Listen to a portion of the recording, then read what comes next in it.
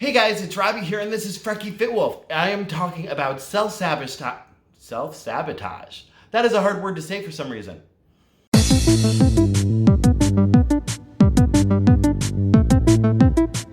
Alright guys, so first of all, sorry I'm wet and stuff. I just came back from the gym and it's raining, so there's a fun mixture of stuff on my shirt. But my roommate just went to go walk dogs in the rain. I'm guessing he's going to take them to a store and walk around there. But either way, while I had time, I wanted to be able to record a video while I'm, back a little bit, sitting on this. Why is this uneven? Instead of super close to my car. That pillow's gonna annoy me. I'll just push that down. Okay. But anyway, so last week I had asked why we have moments of self-sabotage. And a lot of you guys came up with some great insight for why you think it can be a huge factor for yourselves, possibly for me. And so I wanted to take those answers and actually read them. Well, I wrote down snippets of them. Some of them were really in depth, and so I just kind of summarized. And then I'm going to talk about those. So the first one was from Lori LaPrade. And I'm sorry if I mess your guys' names up. Just throwing that out there because I probably will.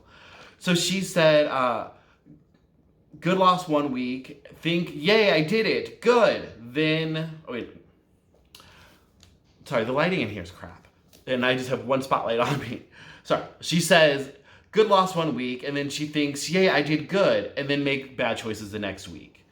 So that kind of makes sense to me. I think, sometimes I did good. So you feel like you should celebrate. I know even somebody on my weigh-in video yesterday had commented that they had a good loss and then they celebrated and then they kind of fell off track the rest of the week. So I think that can stem from this whole I deserve a treat mentality. And that is why I personally try to have my list of rewards that aren't food related. That way we can still have that I did good feeling, but not jump to food and eat a treat. That way, I did good. I can get a new pair of socks or, whatever you may have. So definitely I do recommend that because I don't think that is one of my personal reasons for self-sabotage, but it can be for a lot of people. So make a list of rewards that you can get for when you do well, when you meet goals, or even just if it is just, wow, this week was really hard and I had a personal triumph. Even if it's not a 5-pound goal or something like that. It's just, I did good. I deserve a treat. There are other treats besides food. All right, so the next one actually came from Sandy over at Let's Get Fit with Sandy. She thinks she will never be able to eat like a normal person again when she reaches goal. And so my little note just said, longing to be like others, wishing to not have to be so disciplined, overwhelmed by not being able to just enjoy life. This one, and it's going to come up again later, I think is a huge part of for me. I go to work and I see people just snacking, especially around Christmas time. A lot of customers love to give us, cookies and sweets and chocolates and just goodies. And it's super sweet. And I love the fact that they do that. But me, I'm walking in there with my phone, scanning it. It's that many calories. It's not really worth it for me. Versus the girls at work, just, I want one. I'm grabbing one or two or three or whatever. And they just don't have to pay attention to that. They're all in pretty good shape. And even if they're not, they're comfortable with who they are. And they're just wanting to enjoy life and enjoy these snacks. Versus me, and I'm sure a lot of you guys can relate, we can enjoy those snacks, but we have to think about it. I have to plan for it. Or, there's been times okay, I was going to have this for dinner, but I want this right now. So I've got to readjust what my dinner plans are. I've got to lower the amount of calories there so that I can enjoy this now just to take a bite of something. And a lot of people do not have to do that. So I think that is where Sandy's coming from. And I definitely think that is a huge factor. Even with me, with food, with going to the gym, knowing that I need the discipline and I need to go when most of my friends don't go to a gym, and yet somehow they're in really fit shape. So it can be very discouraging. Like especially when you're trying to plan stuff. Like I said, yesterday's video, I have a going away party coming up this week. I mean, it's 3 people. Don't stress out that there's gonna be a lot of people. But I'm like, it involves food, and you have to plan and you have to think about it, which is obnoxious. A lot of people don't even question it. All right, so next one. Oh wait, do want to continue that thought. I'll continue it the next time we get to that topic because it's going to come up again. Okay, so the next one comes from Andrew Magist. Either way, they said, rooted in not being self-aware of things throughout the day that was a trigger. And this one I can definitely see. I have been guilty of this numerous times. Basically, there's underlying issues that are going on throughout the day that you don't realize is happening because your brain is ignoring it and the emotions build up. I think this one was close to something that was happening to me last week, because usually I've gotten really good at being self-aware of my surroundings, but last week there were some things that I was kind of letting just flow on by, and even if I'm not aware of it, they're still bothering me. And I think that's a factor. Sorry, I'm playing with a coaster. P.S. Super cute, right? Paige Pastor, my coworker / favorite pastor's daughter, makes these. She has an Etsy store. All right. So the next one comes from Laura Trent. She says she does well for a couple of weeks, then go off the rails for a week. Then it takes like 2 weeks to get back on track to where she was. And this, we've been there a lot. Every single one of us has been there. My notes that I wrote down was consistency is hard. And I asked, maybe depriving too much while on track. So a lot of times when we are in this diet mentality, we have the good food, the bad food, the amount of calories. There's so many things that we're tracking. And so a lot of times we are depriving ourselves of something. So say I want Reese's peanut butter cups just because that's my biggie. I, deny myself that. And if I keep saying no, eventually not only am I going to have that, but I'm going to have a bag of chips. I'm going to have 5 packets of ramen noodles. I'm going to order an extra large pizza. I'm going to order so much stuff because I was feeling deprived, that over time, that one thing isn't enough anymore. When if in that moment, that day when I'm like, I'm really craving this, I really want it, I really, really, really do, but I can't, just say I can. Sometimes I say not yet. I'm like, I can wait. I'm going to enjoy this when I don't have to stress about it, my other calories throughout the day, and I'll, have it on a Sunday, or have it on another day when I'm having some lower calorie meals. Or sometimes I just have it and I'm like, okay, I'm going to eat less later today. Or I have it, I eat what I had already planned, I go over my calories, and I get right back on track for one day, not for 1 week of being off track. And that's okay, especially with the way I'm doing calories now. I'm kind of loving it because there's been a couple times where that has happened and I'm like, shoot, I'm 300 calories or 400 calories over my goal. Tomorrow I have 300 or 400 calories less than what I average. Cool, done, easy peasy. So that if you can get rid of that feeling of being deprived, I think that can help. At least that helps me very often. Obviously not all the time. We know Robert's not perfect. All right, so no excuses. Mary Fran over at No Excuses, she said that she thinks it's rooted in fear. Life will be different when we succeed. Different is scary. That's a summary of what she said. So that really got me thinking, what will be different that scares us? And for me, and this is one of the ones that got me, thinking of stuff that I didn't even realize I was scared of. Because why is success scary? Why is getting healthy scary? Why is being better looking, better shape scary?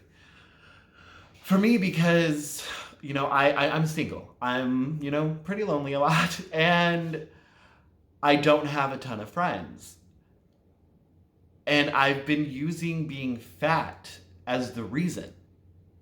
I mean, for dating, that could be a factor, not gonna lie. There is, that. But, I mean, friends don't care if you're fat or not. But still, I'm like, oh, well, I'm too ugly to hang out with them. They don't want this big blob, slowing them down. I can't go on hikes with them. I can't, play sports with them and stuff. So that's why, because I'm fat. And so for me, when I reach goal and I don't have that as an excuse anymore, and it still happens, and I still can't make friends to hang out with, regularly. I have some friends and I have acquaintances. Nobody that I'm close to. I don't have like a best friend. And so I'm not insulting the people that are in my life. I do love the people in my life. I have some amazing, amazing people in my life, but we're not super, super close. The closest person in my life, Paige Faster, and we don't hang out outside of work. We went to get one tattoo together. Other than that, it's at work, and she makes work amazing. So again, not insulting anybody in my personal life, but it is a factor that, I'm going to have to face, and all of that. And it's scary. It is really scary. Yeah, like I said, especially when it comes to dating, like if it's not because I'm fat that people don't like me and don't want to date me, then that means it's me. That means it's my personality. That means it's a lot of other issues that I have that I don't know if I'm ready to face quite now. So before I start crying and have a pity party, the next one is Beth Schur. She says, certain numbers are scary and it's understandable to freak.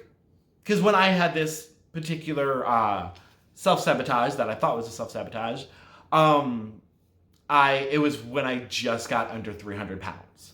And so my notes simply say valid. It's a new level of pressure. And I know I'm guilty of, and maybe many of you are, and I know, like Sandy, let's keep it with Sandy, we put pressure on ourselves.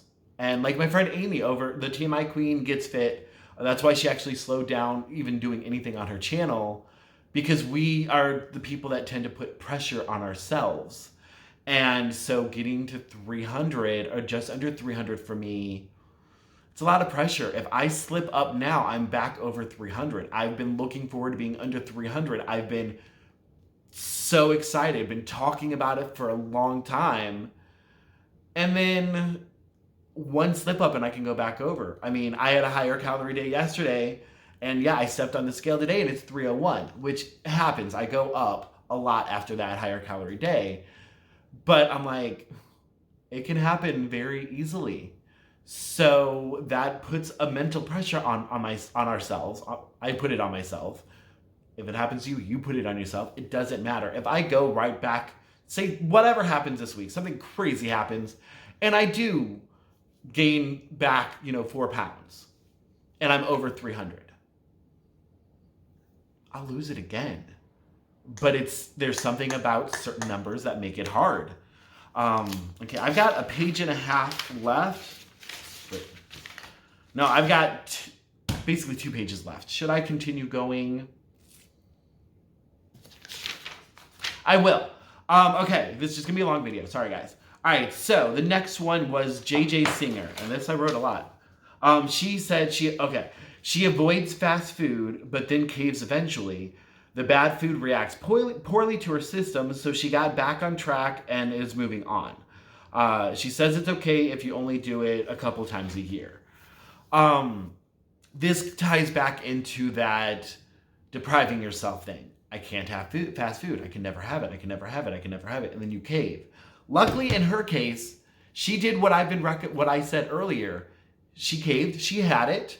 She moved on. It didn't turn into a binge. It didn't turn into a week falling off track. It happened. It's a new day. Time to move on. That, I think, is key. I do not believe in avoiding foods because they lead to cravings. And in the long run, a few slips won't matter. Like when I have those moments where I have a gain. There's been a lot of times on my journey so far. Feel free to go watch all 88 freaking weigh-in videos. There's been plenty of times where I have gained weight one week. Here we are now, though. Do I remember how many times that happened? Do I remember the numbers? Do I remember any details about them? No, I know they happened, but it's not affecting my life now. So if a slip up happens, it happens. If it happens a couple times a year, that's fine. I mean, I was just thinking earlier today, like I've done 88 weigh-ins and I'm down 80 pounds.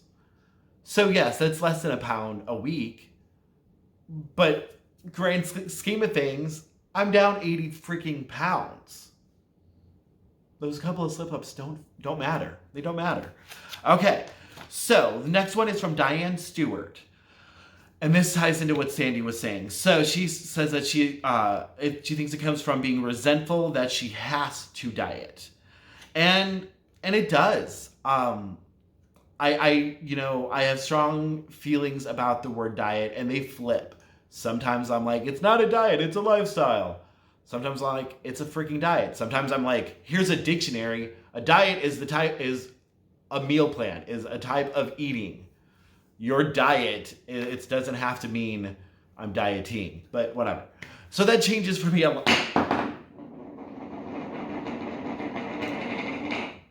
That changes for me a lot. But still, the point is, we can't eat like our friends eat. I can't go out to dinner with my friends and, I mean, it's a pandemic, can't go out at all right now, but you can't go out to dinner with your friends without having some kind of game plan in mind. Without, like for me, I look up restaurants before I go. I look at their menus. If they don't have nutritional info on there, one, I get nervous, but two, I look for similar things on my apps and try to track what I'm going to eat and going to plan it out, and I know exactly what I'm going to get before I get there. If not, while we're sitting there, I'm sitting there and, looking up stuff on the menu, doing the same thing. If I go to a house party, I don't know if you guys remember, but a while back I went to a party at somebody's house, pre-pandemic. This was a while back. And luckily some of the stuff, like they like some pizza rolls and stuff like that, I was scanning the box. Like, I'm like, hey, do you happen to have the container for that? Scan it. Ask for recipes and stuff like that. All of these things help keep me going and keep me on track, but there wasn't a single person at that party that needed to do the same thing. There wasn't a single person that cared how many calories were in those things, or if they did care, they weren't being as obvious as I was. And I think that's another factor that just popped in my head. So sometimes, we assume things about the people around us, assume that they aren't having to diet, they aren't having to do what we have to do, but we don't know. They could be hiding it better than we are. Just a thought. But yeah, so I sometimes I can get being resentful. It's cruddy, but it's the cards we were given. I have 2 legs, I have 2 arms, eyes, nose, mouth. There are people that don't have all those things. So I can be resentful of the fact that I have to diet, that I have to pay attention to food and calories. But, I also have to be grateful for other things in my life. I could be in a wheelchair right now. Honestly, they thought by the time I was 30, if I didn't lose weight, that I'd be in a wheelchair. Luckily, I had lost weight, avoided the wheelchair, then gained all the way back.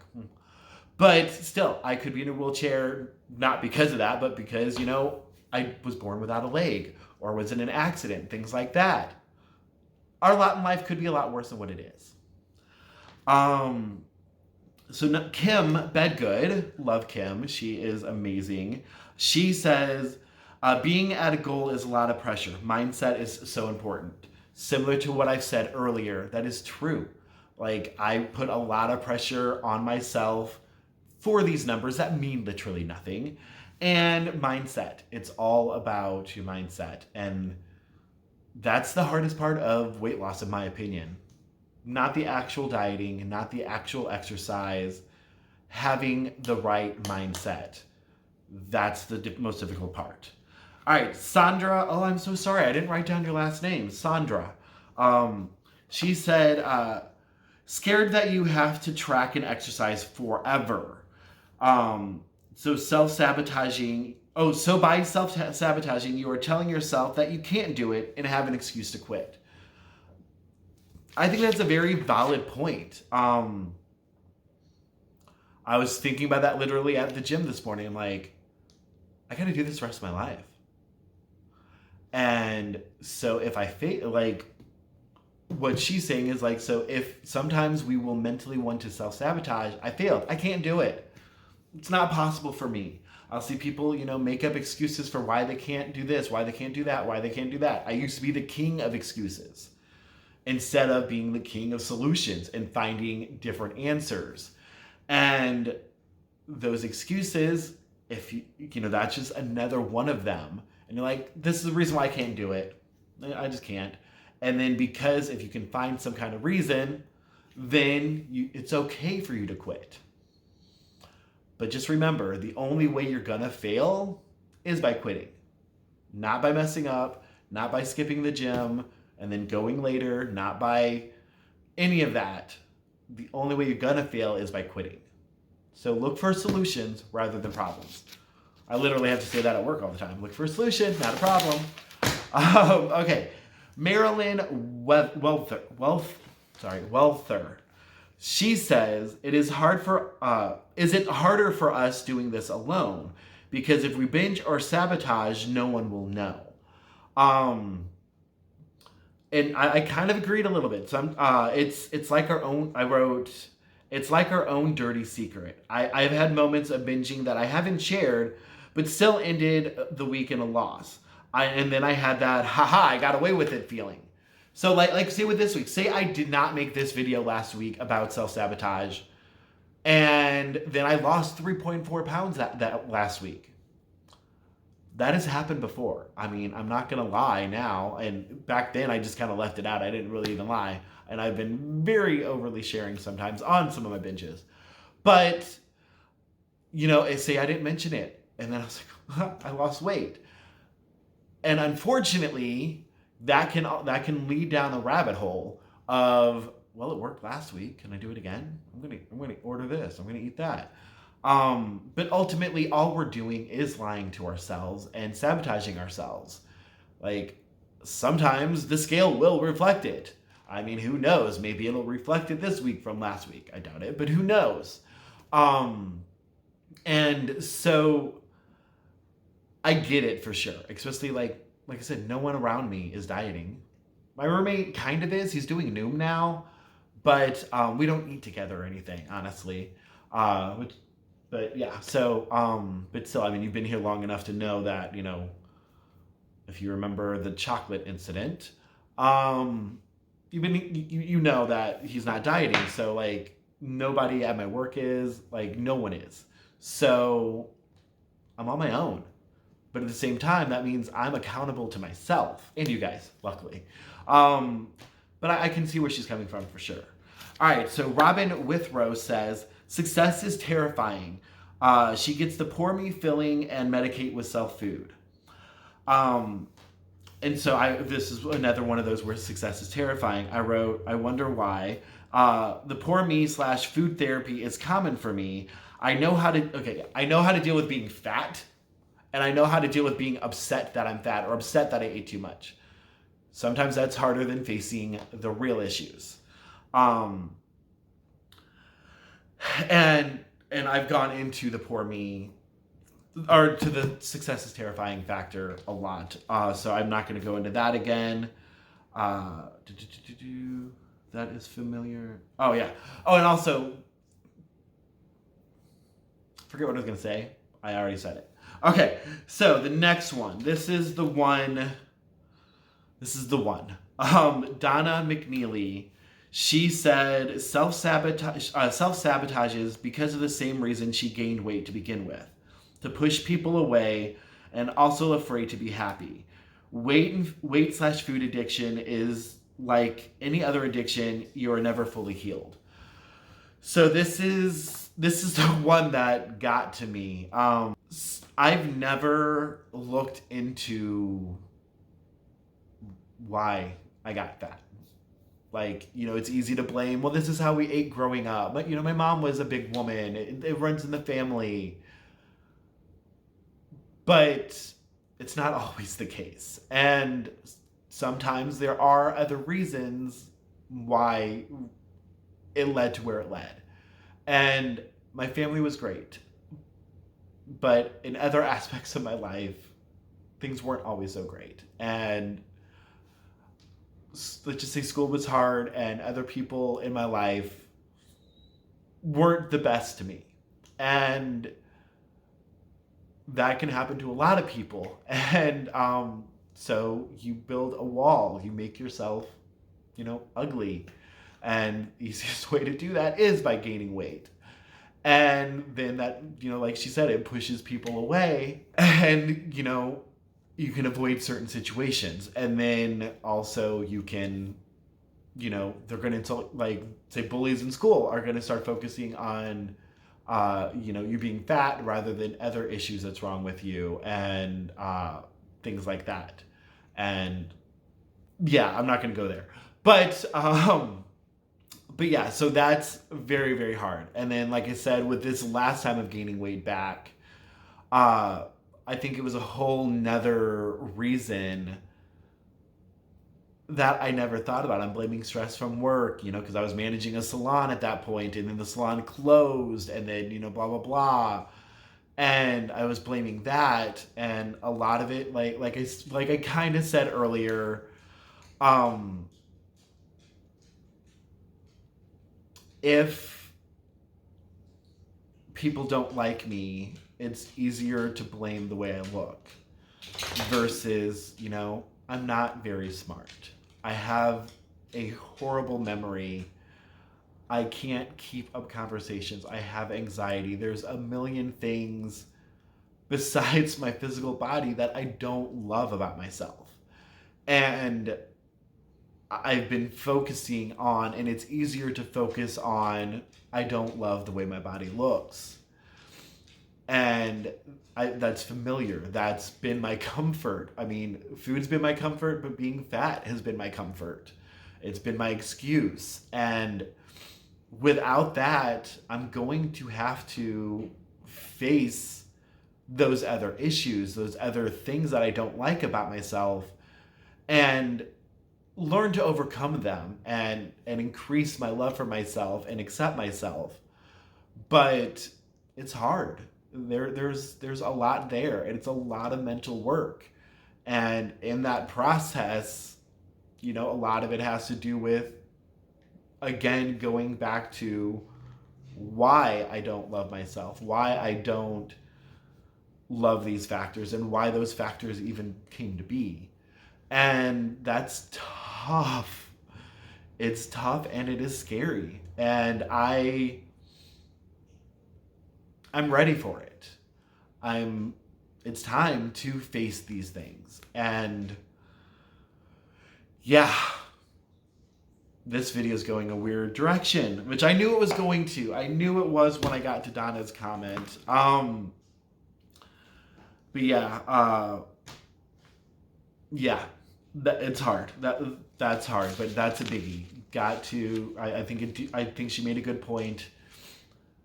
If you can, not everybody has a major reason. Not anybody has like childhood trauma or anything like that. That is a reason, but sometimes there could be a reason for why you ended up gaining weight and getting fat. And if you can figure that out and combat that, you can have better success. And I'm at that point where it's time to do that. And luckily, I feel like I'm in my comfort zone as far as knowing what I'm doing to take care of my physical body. Taking care of the mental, emotional body, that's harder, but it's gotta happen. All right, last one. Yeah, so Vicky Angermayer. Sorry if I pronounced your name wrong. First of all, thank you for always answering tag questions in the comments. But she says she doesn't think it's, for her, self-sabotage. She has more of a I don't give a shit attitude or moment and tired of denying herself. And again, that's been brought up several times. One, I do not like cutting any food completely out of my diet plan, out of the meals I'm going to be eating. And two, sometimes, denying yourself can be portions. And it can be hard. It can be rough. Luckily for me, I have learned more when I am hungry or when I have higher chances of wanting more. Like, I've gotten really good at figuring out the types of food I like that I can easily stay within my calories. But portions are still harder for me. So, luckily for me, I'm not hungry in the mornings. So I mainly eat in the evenings. Like this morning, all I've had was a Premier Protein shake, which I still need to track. First time in a long time I haven't tracked something before I ate it, but I know it's 150 calories and 30 grams of protein. But I've had that, and then I will have something when I get to work, and then I can have like a nice dinner. And that's what I do very, very often. So I end up feeling like I'm not denying myself because I get to have those larger portions and feel satisfied. And again, I don't say I can never have certain types of food. I just go by, go get it and plan around it, plan for it, all of that. But I think part of that is, part of denying yourself is the fact that you do have to do all this other work just to have a treat. And it sucks. But like I said, it's life. It's the cards that we were dealt. And it could be a lot worse. So, I don't know if this video was helpful. It is very, very long. I probably should have done this in 2 parts. But I don't think I can go through that again twice. So, hopefully you found this helpful. Let me know if any of this was relatable. Did this open your eyes for anything? Your guys' answers in here definitely opened up my eyes to some stuff. And opened up the tear ducts too. So that's cool. But yeah, so thank you for your input. I haven't even had a chance to research online, but this I feel is like gold as far as knowledge goes. So thank you for sharing with me. And if any of this stuff helps you guys, let me know. Let the people know too. Go back on my last video, comment on it, share your thoughts. Also, if you have any other thoughts. Okay, there's a group chat going on from all the managers, so I gotta get going. So thank you guys. Love you all. Like, comment, subscribe, and I will talk to you all later.